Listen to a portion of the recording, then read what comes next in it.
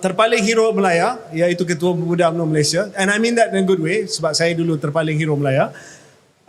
Dr. Akmal Muhammad Akmal Saleh, Ketua Pemuda merangkap EXCO Kerajaan Negeri Melaka. What did he do, Syarul? Beliau telah memimpin gerakan memboikot KK Mat bagi menzahirkan rasa marah orang Melayu Islam terhadap apa yang telah berlaku. Dan walaupun telah pun mendapat reaksi yang berbeza daripada orang bukan Melayu dan orang Melayu juga, Bos Maidin dan sebagainya mungkin memberi pandangan yang berbeza, nampak beliau tegas dan tetap ke hadapan untuk menjana dan juga merancakkan kempen boikot terhadap KK Mat ini. Walaupun macam saya sebut tadi dapat reaksi yang pelbagai, dan juga walaupun KK Mat telah pun memohon maaf, bagi mereka itu belum cukup.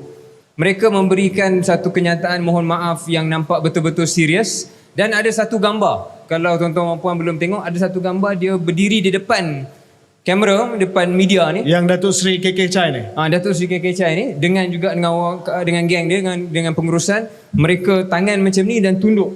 Tunduk betul-betul mohon maaf lah. Betul-betul mengaku salah dan tak ada dia nak cover line, tak ada dia nak kata apa-apa alasan. Gambar dulu macam Jepun kalah perang lah. Macam Jepun kalah perang. Dia mengingatkan saya macam Jepun kalah perang.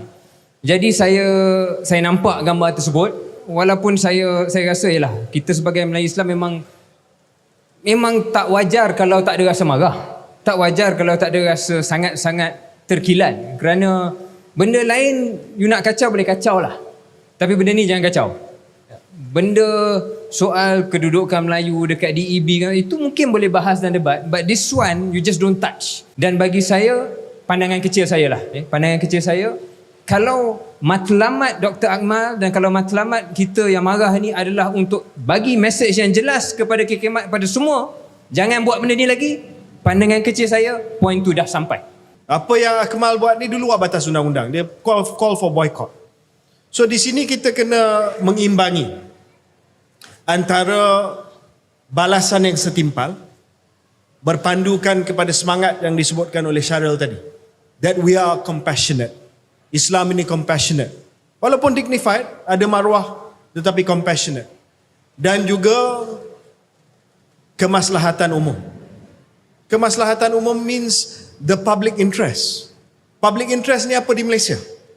Public interest ni bukan hanya soal kemarahan orang Islam, walaupun itu penting, tapi public interest itu adalah juga hubungan antara orang Malaysia. Once you go down this road untuk boycott, it's very clear lah. Yang minta boycott ni Ketua Pemuda UMNO Malaysia, Hero Melaya. Yang minta di boycott ini adalah kedai yang dimilik oleh seorang peniaga berbangsa Cina. So kita faham subtext dia apa.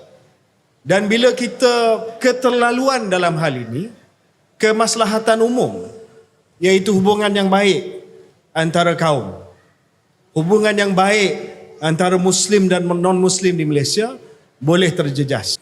Bagi saya, satu siasatan dah dibuat.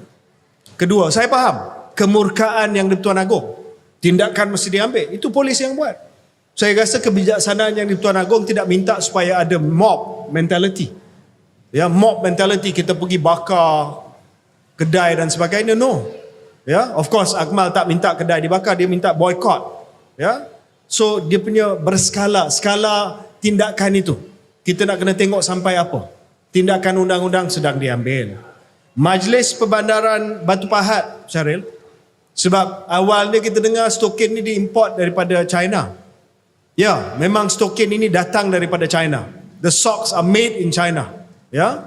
Tetapi dia hinggap di sebuah syarikat ataupun kilang Xinjiang Sendirian Berhad di Batu Pahat, di mana pembungkusan dibuat. Majlis Batu Pahat, Perbandaran Batu Pahat dah batalkan lesen kedai tersebut.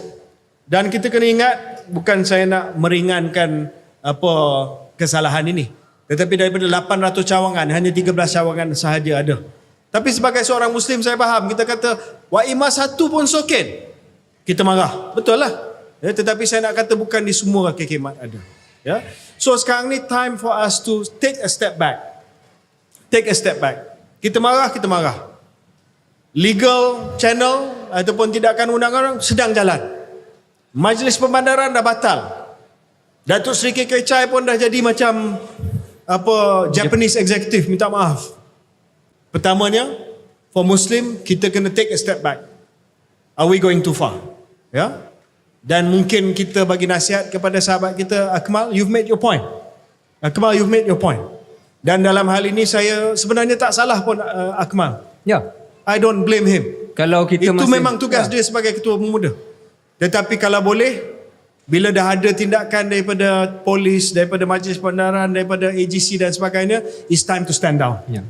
The It's time point to has stand been down. made. Your point is made already. It's time to stand down.